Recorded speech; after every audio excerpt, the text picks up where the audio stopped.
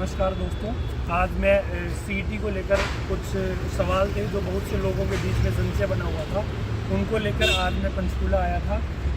जो सवाल थे मैं आपको बताना चाह रहा हूँ, जिनको लेकर बहुत से छात्र संशय में थे।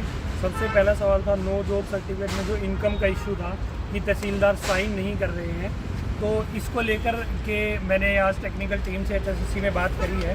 तो मैंने उनको दिखाया है, नोटिफिकेशन में बाकायदा लिखा हुआ था कि for the financial year prior to the year of application. इसका सीधा मतलब यही बनता है कि पिछले फाइनेंशियल ईयर की इनकम।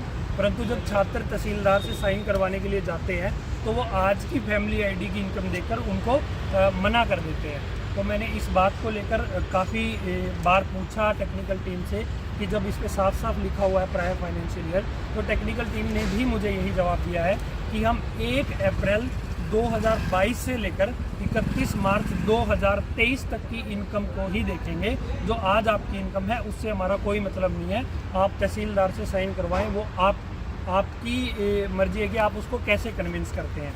तो ये सवाल जो सब छात्रों के मन में था, मैंने आज पूरी तरीके से पूछा उनसे, और इसका जवाब यही है कि आपको 31 मार्च से पहले अगर किसी की इनकम 1,80,000 से कम है तो वो 2.5 नंबर क्लेम कर सकता है। 2.5 नंबर क्लेम। अब 3 दिन पहले दैनिक भास्कर की एक न्यूज़ थी कि कुछ छात्रों पहले HSSC ने 3 बार मौका भी दिया है कि अपने सोशियो इकोनॉमिक के जो मार्क्स हैं वो क्लेम करने हैं।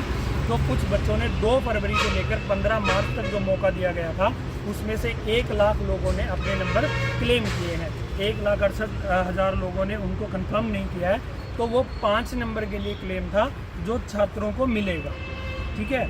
अब मैंने एक सवाल और उनसे पूछा कि what is the meaning of cut off date, latest and data and prior word. इन 3 वर्ड्स के बारे में मैंने उनसे पूछा, जिनमें भोपाल सिंह खादरी जी, हमारे माननीय भोपाल सिंह खादरी जी, जिन्होंने बार बार इन शब्दों का इस्तेमाल किया अपने इंटरव्यू के अंदर, cut off date, latest and data. ठीक है। तो कट ऑफ डेट वो तो कुछ भी हो सकती है कि 5 से कट ऑफ डेट से पहले वो तो जनवरी भी हो सकता था, फरवरी भी हो सकता था, मार्च भी हो सकता था। तो इसमें बाकायदा सही से आज टेक्निकल टीम ने बताया कि 31 मार्च तक। ठीक है।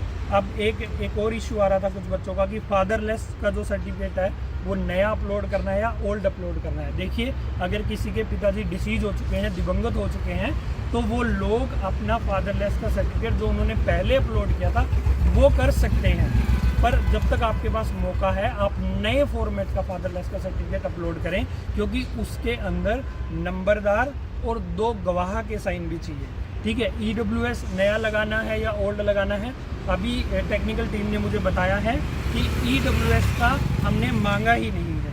कुछ लोगों का एक सवाल और था कि 42 ईयर जिनकी एज हो चुकी है या जो एक्सपीरियंस होल्डर है, तो टेक्निकल टीम ने हमें बताया कि जिन लोगों ने ग्राम सचिव, पटवारी और केनाल पटवारी की वैकेंसी का पहले फॉर्म भरा था, जिन्होंने फॉर्म भरा था और उन्होंने क्लेम भी किया था और जिन्होंने उनकी फ़ीस भी नहीं लगी थी, तो उन लोगों को 42 ईयर्स की जो एज है उसके अंदर रिलैक्सेशन मिलेगी।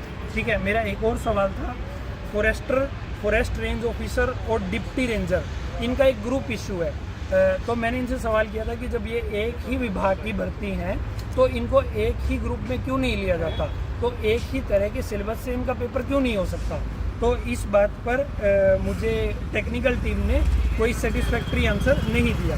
एक और सवाल था हमारा कि DG पुलिस की जो वैकेंसी है साइंटिफिक असिस्टेंट की, इन्वायरमेंटल जो हमारा विभाग है उसमें भी साइंटिफिक असिस्टेंट की सीनियर और जूनियर असिस्टेंट की कुछ वैकेंसीज़ हैं। तो इसके लिए भी मैंने टेक्निकल टीम से बात करने की कोशिश की कि इन सब का भी ग्रुप एक क्यों नहीं हो सकता, हालांकि इनका सिलेबस एक है। ठीक है। और एक और जो प्रोविजनल नंबर हैं वो मिलेंगे या नहीं मिलेंगे, इस बात पर भी मेरा एक सवाल था कि मान लीजिए किसी के 72 नंबर हैं और अगर उसके 5 प्रोविजनल लगे हुए हैं, 72 के बाद 5 लगने के बाद वो 77 हो जाता है। तो इस मामले में अगर उसका मेंस में रोल नंबर आना हो, अगर उसका 77 वो प्रोविजनल काउंट हो जाता है तो उसका मैक्सिमम वैकेंसी में नाम आ जाएगा। पर अगर वो 5 काउंट नहीं होता तो वो उसका नाम नहीं आएगा। इस बात पर भी हमारा टेक्निकल टीम ने कोई भी सेटिस्फैक्ट्री आंसर नहीं दिया है। तो मेरे 10 सवाल थे जो मैंने HSSC में आज पूछने की कोशिश की। मैक्सिमम जो बड़ा सवाल था नो जॉब सर्टिफिकेट वाला, उनका आज खुल के इन्होंने जवाब दिया है।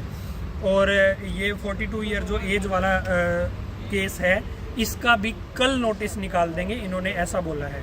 तो यही मेरी कुछ इन्फॉर्मेशन थी दोस्तों, जो मैं आप लोगों के साथ शेयर करना चाहता था। मैं खुद परेशान था तो मैं स्पेशली आया, और किसी भी यूट्यूबर ने इस चीज़ के बारे में बात नहीं की थी, तो आज मैंने खुलकर इन चीज़ों पर सवाल किया है। और उम्मीद करता हूं कि भविष्य में मैं जो मेरे 2-3 सवाल बच गए हैं उनको लेकर माननीय भोपाल सिंह खादरी जी से बात ज़रूर करूँगा। धन्यवाद।